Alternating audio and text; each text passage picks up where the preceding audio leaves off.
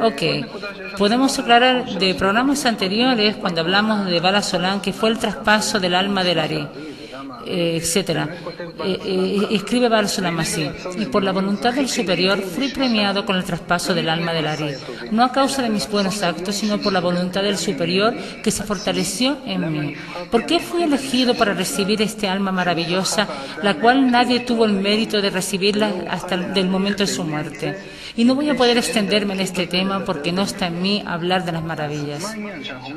Entonces, estamos hablando del mismo alma que se reencarna en 4 cabalistas y que Bala Solán viene a realizar su nefesh y se descubre el alma de otra persona. Tenemos una tradición de boca de cabalista que dice así, que es un alma muy especial, muy elevada, que se inviste en un hombre de este mundo, y cada vez que necesitamos hacer un cambio, una corrección en el método de la Kabbalah para que sea apropiado a la generación en la cual se debe practicar de una forma nueva, de esta forma, ese alma, una vez se descubrió en Abraham, nuestro patriarca, después en Moisés, en Rashbi, en Ari y después en Baal Sulam. Y no tuvo necesidad de descubrirse a sí misma o hacer algún tipo de acto para corregirse.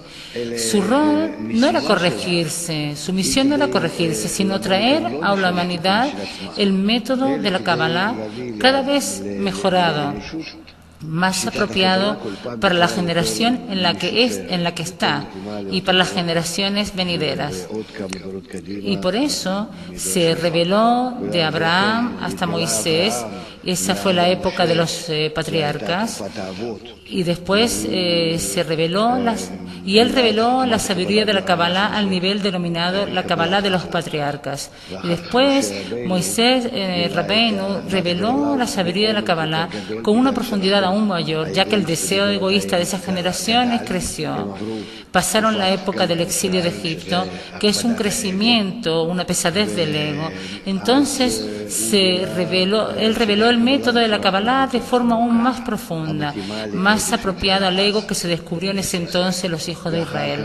Después con Rashbi, allí hubo una caída del nivel espiritual de todo el pueblo de Israel de esa época, al nivel terrenal, como el que nos encontramos hoy día.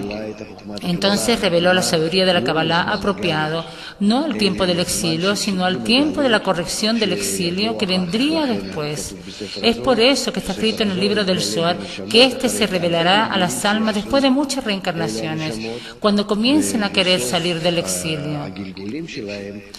Y el Ari es en realidad el alma del Rashbi, que nosotros llamamos Mesías Ben Yosef, donde toma el método de Rashbi, que es en realidad el mismo que el de Abraham, pero lo explica de una forma adecuada por la redención.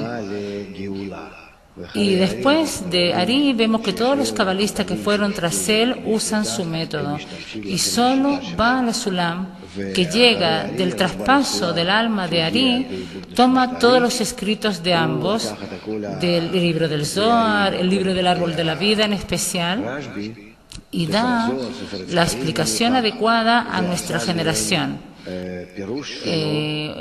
La generación que pregunta sobre la redención, sobre cómo salir de todas estas reencarnaciones de almas que pasamos y cómo elevarnos nuevamente a un nivel espiritual. Y eso es solo posible por medio del método de Baal Sulam.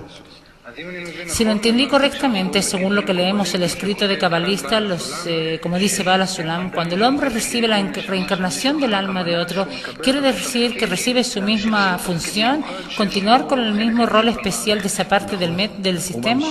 ¿O qué? Sí, es una continuación en realidad, es como la misma persona, porque es el mismo alma, la forma externa, la vestimenta externa, esta cáscara llamada hombre, es el mismo alma, no agrega ni quita nada, porque lo que hace lleva a cabo la existencia del hombre.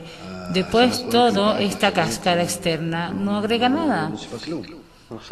Ok, ahora que, de acuerdo a lo que explicó, recibimos una pregunta de Internet. Dijimos que toda la persona que quiera hacer una pregunta en general relacionada con el programa o en realidad con de algo en general, se puede meter en nuestro sitio de internet www.cab.co.il.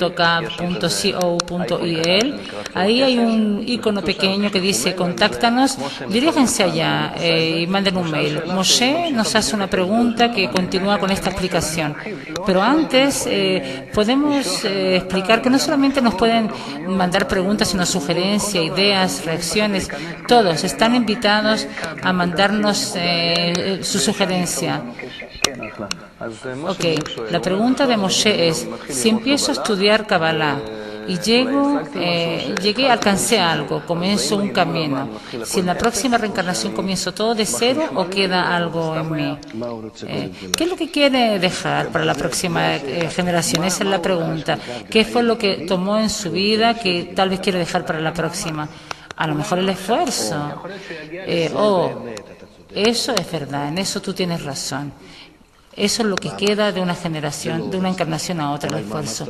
Pero esto depende de qué esfuerzo. Suponte que me ocupo en la bolsa o corro detrás de la gente para robarle. Eso también requiere esfuerzo.